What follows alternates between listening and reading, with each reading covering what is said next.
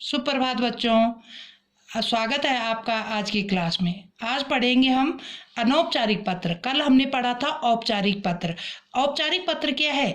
जो विद्यालय, पदाधिकारियों, व्यापारियों, ग्राहकों, पुस्तक विक्रेता या संपादक आदि के लिए जो लिखे जाते हैं वो औपचारिक पत्र आते हैं। अनौपचारिक पत्र में क्या है? सगे संबंधी, मित्रों, रिश्तेदार या परिचित आदियों के लिए जो पत्र लिखे जाते हैं वो अनौपचारिक पत्र में आते हैं। ऑफिशियल पत्र जो होते हैं औपचारिक में आते हैं, और जो अग्नि सगे संबंधी रिश्तेदारों के लिए लिखने हैं वो अनौपचारिक पत्र में आते हैं।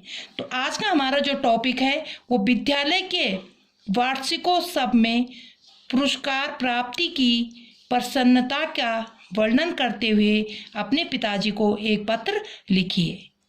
ये हमने टॉपिक लिया है। तो यहाँ जैसे औपचारिक पत्र में तो स्कूल का नाम आता है, अनौपचारिक पत्र में ये घर का पता वगैरह आता है। तो मकान नंबर, सेक्टर, स्थान, जिला, तो हमारा टिहरी जिला है, टिहरी, और टिहरी गढ़वाल और उत्तराखंड।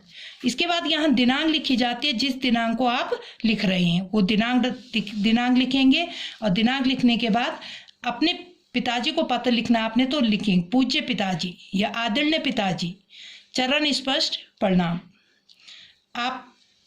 आपका पत्र यथा समय पर प्राप्त हो गया था। कार्य की व्यस्तता के कारण पत्र के उत्तर देने में विलंब के लिए क्षमा प्रार्थी हूँ। पिछले महीने से वार्षिकोत्सव की तैयारी में लगे हुए थे। कल ही यह वार्षिकोत्सव आयोजित किया जाएगा। विद्यालय को दुल्हन की तरह सजाया जाएगा। इस अवसर पर विभिन्न प्रकार के कार्यक्रम किए जाएंगे। सांस्कृतिक कार्यक्रम के बाद मुख्य अतिथि माननीय शिक्षा निर्देशक विद्यालय की गतिविधियों में भाग लेने वाले विद्यार्थियों को पारितोषिक प्रदान करेंगे। पुरस्कार पाने वालों में मैं भी शामिल रहूँगा। इसलिए मैं चाहता हूँ कि आप इस अवसर पर आप भी उपस्थित रहें। माता जी को प्रणाम कहिएगा तथा छोटे बच्चों को प्यार। तो ये पत्र जो है ये क्या है? अनौपचारिक पत्र। इसकी वीडियो आप पे आएगी तो ये पूरा पत्र आप लिखना, औपचारिक और अनौपचारिक, आपके दोनों पत्र तैयार हो गए हैं।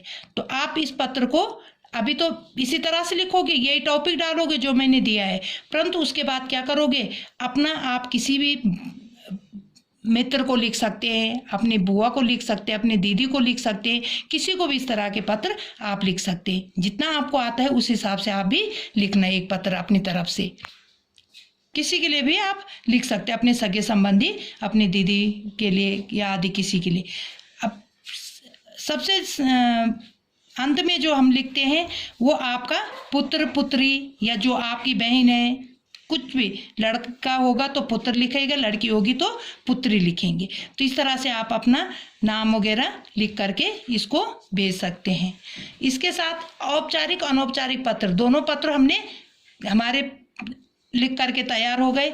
आप इसको कॉपी में लिख लेना, फेयर कॉपी में, और इस पत्र को लिख करके मुझे व्हाट्सएप में भेज देना। मैं आपका चेक करूंगी आपके पत्र को, आप काम कर रहे हैं नहीं कर रहे हैं, क्योंकि अभी तक किसी ने मेरे पास कोई पत्र नहीं भेजा है। 1-2 बच्चों ने भेज रखा है, बाकियों ने तो किसी ने नहीं भेजा। तो ये काम पूरा करना, जितना काम मिल रहा है समय समय पर करिए। घर में रहिए, सुरक्षित रहिए।